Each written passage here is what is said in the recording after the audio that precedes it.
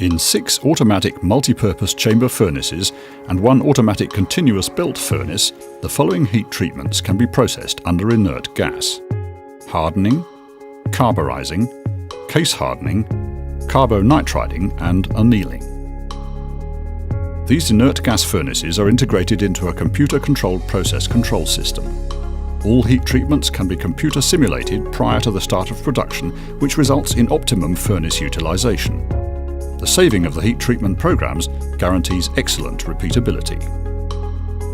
Technical data: at a nominal temperature of 1100 degrees Celsius, a batch with a weight of 600 kilograms and a size of 700 by 650 by 900 millimeters can be heat treated.